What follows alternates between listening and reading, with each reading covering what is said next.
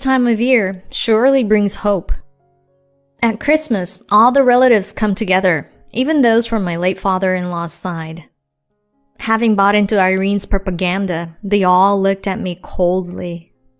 Even though they take the Stone Age clan bit as a joke, they fully believe the lazy daughter-in-law part. I can't understand this logic at all. Why don't you try to be a bit more diligent with the household chores? You're living there after all. You should show some consideration for your mother-in-law. And so on. I just smiled in response. I'll try harder. Their faces tensed up, but oh well, only for now. I'm a really bad daughter-in-law, far worse than they think. Irene said, I really do wish you'd show me some consideration. When I mentioned I'd drive to the station to pick up my husband, Irene decided to come along. She adores her son so much, she wouldn't dare criticize me in front of him. But today, I'm gonna show my husband the monster's true form. I asked my cousin to watch the kids, and Irene and I set off for the station. Along the way, she did nothing but criticize me. Marie, you're really bad at planning. You knew we had guests coming today. You should have started preparing earlier. She expects me to do everything, basically. And if I actually got up early to prepare, she'd complain about the noise. But today, I couldn't care less. I'm looking forward to what's coming. Seeing my smirk, Stephen said, Aw, you two look like you're getting along. What a misguided fool. I was looking forward to his return, not because I missed him, but for other reasons. Irene greeted her son with a smile, saying, I've prepared your favorite dishes. You're home, so make yourself comfortable. Once we were all in the car, he suggested, Shall we play some music? Perfect timing. I had prepared a CD for Steven, who always listens to CDs in the car. When I hit play, it wasn't fun music that started. Irene was heard saying, Marie, your cooking is really terrible. Sweet or spicy I can understand, but tasteless? If you were a bit more competent, it'd be easier for me. Go back to the countryside. Have fun living there, grunting away like a barbaric animal. You are so sloppy. Here, wrapping yourself in animal skins is apparently not fine. Stephen's face went pale. What's this? Are you practicing for a play? I said, Unfortunately, this is real. This is your mother. She loves to bully her daughter-in-law. It's like her hobby, so she probably won't stop. Mom, you say this kind of stuff every day? No, that's not true. I don't say it that often, do I? She glared at me. Oh, how the tables had turned. I wasn't bothered by anything she said. Upon arriving home, Irene seemed a bit relieved, but the best was yet to come. As soon as Irene entered, the relatives came bustling in. Oh, there's this weird DVD playing. Irene, puzzled, went, What? Actually, the grandkids said there's a funny DVD we should watch. Irene and Stephen rushed to the living room to see what was on the screen. It showed Irene. Of course, I had set up a camera and microphone. She was mumbling to the photo of her late husband, as usual. The part about mocking my family seemed to be over, but there was more to come. She was heard saying, I agreed to accept her because you said she was a good daughter-in-law, but she's insolent and hopeless. You probably just liked that a young girl was smiling at you. You have no judgment. Oh, and the grandkids are so ill-mannered. They spill food, stain my clothes. They have no discipline. I would have preferred girls instead of 2 boys. It wasn't just about me and the grandkids. She even talked about the relatives present. Really, your siblings never make any sense.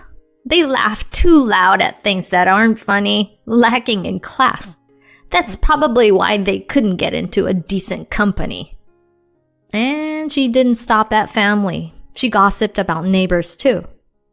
That lady from next door, she just talks too much. The daughter-in-law next door is no help either.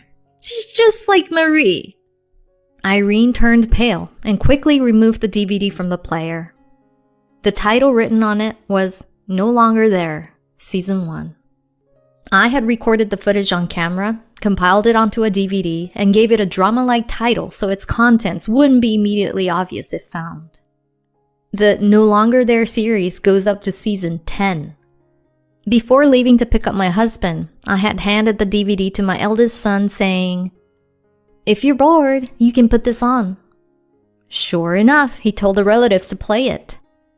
Watching the screen, my son grinned and said, "Hey, is that Grandma?" The relatives confronted Irene, asking, "What's this?"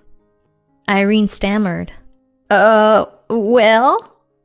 At that moment, my sons chimed in. "Grandma, you were on TV! That's so cool! It's just like yesterday's show!" Yesterday? I wondered, puzzled. "Yeah, the one with the police cars." My son explained. Ah, the detective show from yesterday, I realized.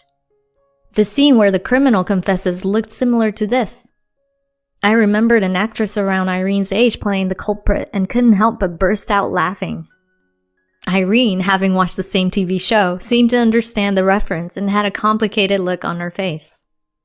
My son excitedly asked, "Isn't this cool? Can I give it to my friends?" He probably wanted to brag about his grandma becoming a celebrity.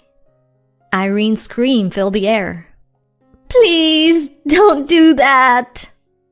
Smiling sweetly, I said, "Maybe we'll give it to the uncles then," and handed out DVDs to all the relatives. They accepted them with mixed feelings. My son also asked, "Can I give one to Sally next door?" "Sure. We greet the grandpa across the street often, so why not share it with him too?" Irene panicked. "Wait, no. If you do that, I won't be able to show my face in this house." "Oh, so you knew you were saying awful things," I remarked coldly. "But to the neighbors and relatives, this is just gossip. I've been facing these comments directly." I might have come off a bit strong. "It's unbearable for the person on the receiving end, and to criticize my children as well?" Irene pleaded. "I'm sorry, Marie. Please forgive me." Even Stephen joined in. Marie, please forgive her. As if it were that simple. I glared at him sharply, making him flinch. "See, I can be quite scary. You never believed me, did you?" I then presented him with the completed divorce form. "You said I could leave if I had complaints, so I will." He was shocked. What? I'm sorry, I didn't believe you. I'll talk to Mom. I've reached my limit long ago. Leaving the stunned relatives behind, I took the kids and left the house. I had prepared to take our essentials with us. Moreover, as a Christmas greeting, my cousin distributed the infamous DVDs around the neighborhood. My children and I took refuge in my parents' home. After some discussions through a lawyer, we successfully finalized the divorce. I decided not to ask for alimony, considering my revenge successful. Initially, Stephen pleaded, It was my fault. Let's start over. I can cut ties with Mom. Eventually, we can put her in a nursing home so she won't be able to trouble you anymore. But he only apologized once. Well, he is his mother's son after all. I didn't need his apology or his income. My parents had transferred several apartments to me. Even amidst childcare, I had been managing to earn a steady income. The apartments were more valuable to me than a husband who didn't appreciate his wife. Of course, earning rental income isn't as easy as it seems. I'm quite busy myself. Now, with my ex-husband's solo relocation over, he and Irene seem to be living quietly, enduring the cold stares from those around them. Irene, who once spread rumors about me in the neighborhood, now seems to be a recluse. The DVD gossip spread, and it appears no one wants to associate with her anymore. She's probably still ranting about me to her late husband's photo, but I'm no longer there, and I couldn't care less. These days, I'm enjoying peaceful days, supported by my parents and raising my children.